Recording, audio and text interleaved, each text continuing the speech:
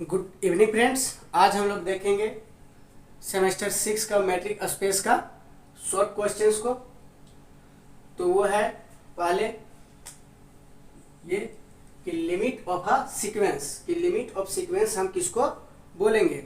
Limit of sequence, let x comma D be a metric space, कि x comma D क्या है, एक matric space है।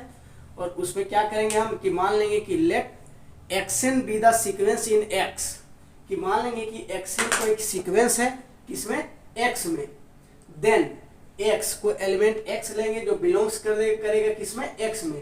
तो यहाँ से एक्सन है, इसमें एक्स बिलोंग्स करेगा एक्स में, is said to be limit. उसको हम क्या बोलेंगे, लिमिट बोलेंगे, लिमिट ऑफ सीक्वेंस बोलेंगे। If any epsilon is greater than 0 there exists a positive integer such that n is greater equal to n naught, इस प्रकार से कि n is greater equal to n naught xn comma x is less than epsilon।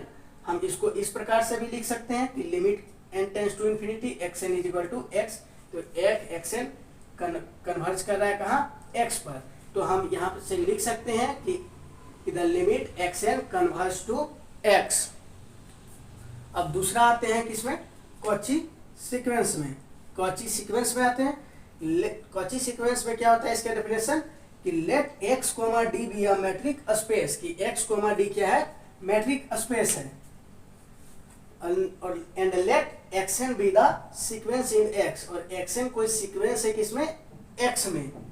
Etch code Cauchy sequence, उसको हम बोलेंगे Cauchy sequence बोलेंगे if for given any epsilon greater than 0 there exists a positive integer n naught, कि कोई भी epsilon greater than 0 के लिए एक पॉजिटिव इंटीजर n naught रहेगा, एग्जिस्ट करेगा, इस प्रकार से कि m n is greater equal to n naught d of xm xn is less than epsilon। तो इसको हम क्या बोलेंगे, कॉची सीक्वेंस बोलेंगे। आप इसको नोट कर लीजिए।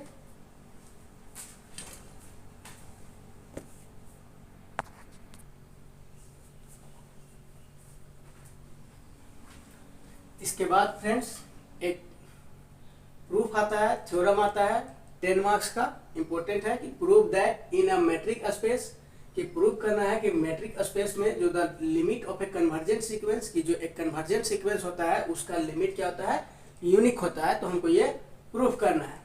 तो इसको हम प्रूफ करेंगे। मान लेंगे कि let x comma D be a metric space, कि एक्स कोमा डी क्या है, मैट्रिक स्पेस है। फिर मान लेंगे कि let xn be the convergent sequence in x, कि x में xn क्या है, कन्वर्जेंट सीक्वेंस है, ये मान लेंगे। और हमको क्या प्रूव करना है कि कन्वर्जेंट सीक्वेंस का जो लिमिट होगा वो क्या होगा, यूनिक होगा। तो यूनिक होगा तो इसको हमको दर्शाने के लिए हमको क्या करना है कि हमको दो लिमिट ले लेना है और वो दोनों को लास्ट में क्या करना है कि दोनों को इक्वल प्रूव कर देंगे, तो वो हमारा क्या हो जाएगा, यूनिक हो जाएगा। तो हम लोग मान लेते हैं कि इफ पॉसिबल, यदि पॉसिबल है तो मान लेते हैं कि x and y are the two limit of sequence xn, की xn का टू लिमिट है, क्या है, x एंड y है। Let for any epsilon is greater than 0। अब चूंकि हम मान लिए हैं कि xn लिमिट, कि x क्या है, लिमिट पॉइंट है, लिमिट है इसका xn का, तो xn converge to x, xn tends to x, there exist a positive integer n1, तब एक पॉजिटिव इंटीजर n1 आएगा सच दैट, इस प्रकार से कि n is greater equal to n2 और d of xn x is less than epsilon by 2। इसको हम 1 मान लेंगे, इसको हम 1 मान लेते हैं। फिर अब क्या हुआ कि अब हम ये भी माने हैं कि y भी लिमिट पॉइंट है किसका, xn का, y भी लिमिट है xn का। तो हम यहाँ से मान लिए कि xn tends to y there exist a positive integer n2 such that n is greater equal to n2 d of xn y is less than epsilon by 2। अब हम ले लेंगे कि let n is equal to maximum value of n1 n2 का, तो d of x y is less than equal to d of x xn plus d of xn y। अब चूंकि ये क्या है, d क्या है, मैट्रिक स्पेस है, तो हम इसको इधर कर देंगे, d of xn x plus d of xn y। अब देखिए xn d of xn x d of x n comma x, d of x n comma x कितना है, less than epsilon by 2, less than epsilon by 2, d of x n comma y, d of x n y कितना है, d of x n comma y यहाँ पे epsilon by 2, epsilon by 2 यहाँ हम लिख देंगे यूजिंग, इसको हम मान लेते हैं 2, यूजिंग 1 एंड 2, तो क्या हो जाएगा, एप्सिलॉन हो जाएगा, तो क्या हो जाएगा, d of x comma y is less than epsilon.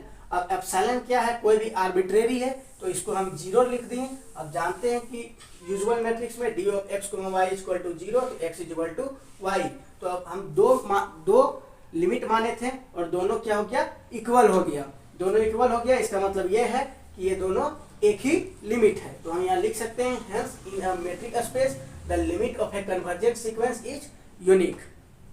तो क्या हुआ कि लिमिट जो कन्वर्जेंट सीक्वेंस का क्या होता है, यूनिक होता है।